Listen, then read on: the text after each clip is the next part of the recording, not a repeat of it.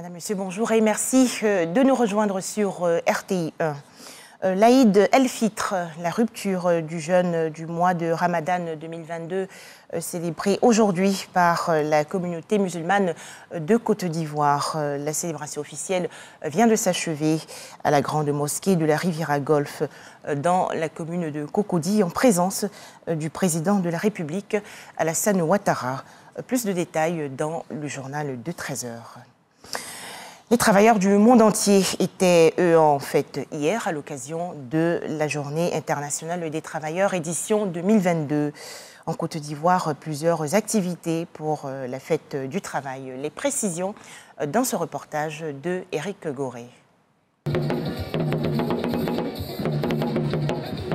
Le son du tam-tam entendu dans la cour de la primature cet après-midi annonce un jour spécial pour les travailleurs de Côte d'Ivoire. Nous sommes bien le 1er mai, jour qui célèbre les travailleurs du monde entier. Après le son du tam-tam parleur, l'orchestre de l'harmonie du district autonome d'Abidjan, positionné dehors, prend le relais. Il interprète le titre Grinta.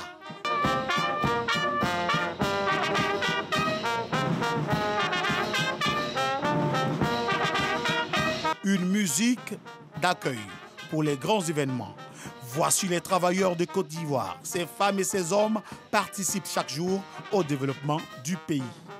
Cet après-midi, ces travailleurs et travailleuses abordent fièrement leur tenue et les couleurs de leurs syndicats respectifs.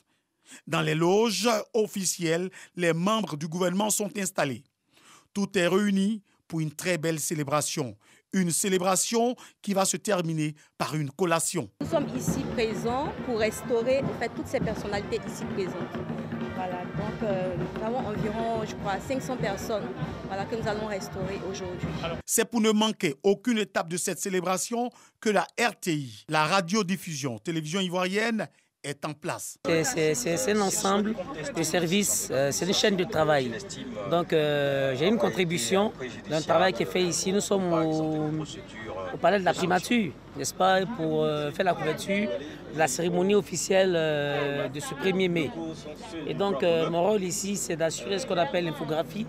Il est 14h55 lorsque le véhicule de commandement du Premier ministre Patrick Achi stationne. Le Premier ministre est accueilli par Adama Kamara, ministre de l'Emploi et de la Protection sociale. La cérémonie démarre. C'est à 17h30 que Patrick Achi va se retirer de la cérémonie, mettant fin à l'édition 2022 de la Fête du Travail. Célébration du 1er mai 2022. En France, 116 500 manifestants selon le ministère de l'Intérieur et plus de 210 000 selon la Confédération générale du travail. À l'occasion de la Journée internationale des travailleurs 2022, les syndicats ont souhaité hier se faire entendre sur l'âge légal de départ à la retraite et la hausse des salaires. Autre actualité, au Burkina Faso, le coup d'État du 23 janvier a repoussé la possible extradition de François Compaoré.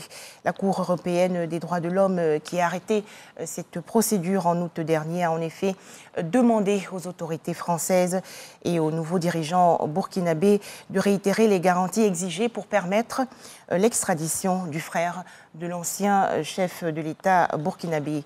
La France a demandé et obtenu un délai. L'État a jusqu'à demain, mardi 3 mai 2022, pour le faire. Au Tchad, la junte militaire qui a pris le pouvoir il y a un an reporte l'ouverture d'un dialogue de réconciliation nationale avec les oppositions politiques et armées prévu le 10 mai prochain à une date ultérieure. Annonce faite hier par le gouvernement tchadien. Il faut noter que ce forum doit déboucher sur une remise du pouvoir aux civils.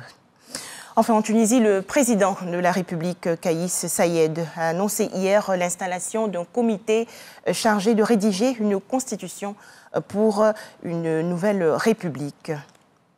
Voilà, merci de nous avoir suivis à 13 h, le journal de RTI 1.